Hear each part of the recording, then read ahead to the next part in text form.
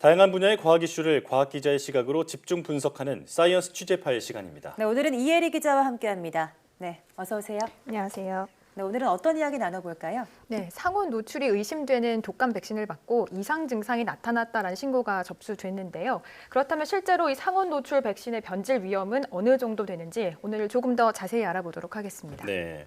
그런데 자꾸 논란이 되고 있는 게 상온 노출 백신을 접종했다는 사람의 수가 초반 발표보다 계속 좀 늘고 있잖아요. 아무래도 가장 우려되는 건 이상 유무일 텐데 혹시 지금까지 그 보고가 된 이상 증상이 있나요? 네, 그렇습니다. 이번에 접수된 이상 증상은 이 접종 부위의 통증으로 전해지고 있습니다. 예. 다행히 중증은 아닌 것으로 알려졌는데요. 우선 방역 당국은 백신을 맞을 경우에는 이런 약간의 이상 반응은 나타날 수 있다는 설명입니다. 직접 들어보시죠. 통상적으로 예방접종은 뭔가 항원이나 단백질 성분을 몸에 넣어주는 거기 때문에 어느 정도의 이상 반응이 어느 백신이든지 보고가 되고 있습니다. 인플루엔자 백신의 경우에도 이제 예방접종을 맞으면 주사 맞은 부위가 좀 빨갛게 붓거나 아니면 통증이 있는 그런 국소 이상 반응이 한 10에서 15%가 통상적으로 보고가 되고 있고, 이런 이상 반응은 하루 이틀 정도면은 소실이 되는 걸로 되어 있습니다. 아직까지는 그런 중증 이상 반응에 대한 보고는 없고 계속 모니터링 중이고, 한 건 정도에서 주사 맞은 부위가 통증이 있대 통증은 지금 호전되고 있다라고 보고를 받았습니다. 네, 현재 상온 노출이 의심되는 백신에 대해서 조사가 진행 중인데요. 그런데 독감 백신이 비교적 온도에 덜 민감하다고 알려져 있거든요. 네, 맞습니다. 독감 백신은 다른 백신과 다르게 이 살아있는 바이러스가 아닌 죽은 백신, 그러니까 바이러스를 불활성화시켜서 만든 백신입니다. 예. 때문에 홍역이나 수두 백신처럼 살아있는 바이러스를 활용해서 만드는 생백신보다는 일반적으로 온도에 덜 민감하다고 볼 수 있습니다. 예. 이 때문에 생백신은 이 생산, 유통 과정에서 더욱 철저한 온도 관리가 필요한데요. 관련 내용 직접 들어보시죠. 생백신의 경우에는 좀 더 엄격한 그런 콜드체인의 관리가 공장에서 제조사에서 만들어진 과정부터 유통 과정, 또 그리고 의료기관이나 접종기관에서의 냉장 관리하는 그런 전 과정에 대한 콜드체인을 집중 관리하는 것은 굉장히 중요한 그런 사항이라고 생각합니다. 그래서 자, 그러니까 생백신보다는 이 독감 백신이 사백신이기 때문에 온도 변화에 조금 덜 민감하다 이렇게 얘기를 들어봤는데, 자, 아무리 그래도 사백신이라 하더라도 그 이상 유무에 대해서 그 부작용을 완전히 배제할 수는 없는 상황이잖아요. 네, 그렇습니다. 과연 이 독감 백신이 상온에 얼마만큼 노출이 됐는지를 아직 정확하게 파악하지 못한 상황이기 때문에 여러 가능성이 남아 있다고 볼 수 있는데요. 일단은 백신의 효능 저하가 가장 우려됩니다. 예. 이 상온에 백신이 노출되면 백신 효능을 나타내는 이 항원 단백질의 양이 줄어서 이른바 물백신으로 전락할 수 있다는 얘기인데요. 예.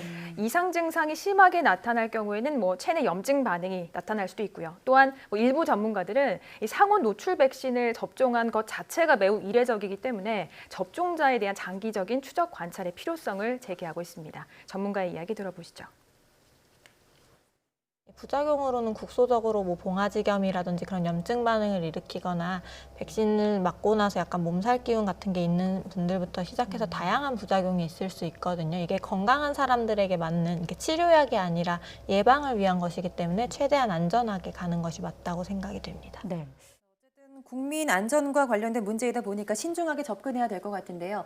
이번 추석 연휴가 이제 방역의 중대 기로라고 하죠. 근데 상온 노출 백신 때문에 수급에 문제가 생겨서 이번 백신 수급이 좀 늦어졌는데, 그럼 독감과 또 코로나19가 동시에 유행하는 트윈데믹이 올 수 있다, 이런 말도 있거든요. 그리고 지금 실제로 확인된 사례도 있다고 들었습니다. 네, 국내에서 이 코로나19와 독감이 동시에 감염된 사례가 지금까지 3건이 보고됐습니다. 흔한 사례는 아니지만 해외에서도 이런 동시에 감염된 사례들이 보고되고 있는데요. 예.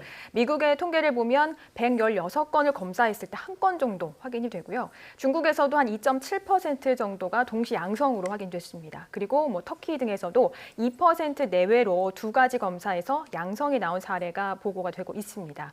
아무래도 뭐 환절기에 접어들면서 독감 위험이 커지니까 뭐 이런 동시 감염에 대한 우려 그리고 실제 그 가능성을 제기하고 있는 상황인데요. 실제 영국의 한 연구팀은 코로나19와 독감 검사를 받은 약 2만 명을 대상으로 이 감염 여부와 사망률의 관계를 연구했습니다. 예. 그 결과 코로나19와 독감에 동시 감염된 환자의 사망 위험이 무감염자의 약 6배 높았고 코로나19만 걸린 환자의 약 2.3배 더 높게 나타났습니다. 또 코로나19와 독감에 동시 감염된 환자의 한 43%가 사망했는데 코로나19만 걸린 환자는 27%, 또 독감 환자는 4.8%만 사망했다 이렇게 밝히기도 했습니다. 네.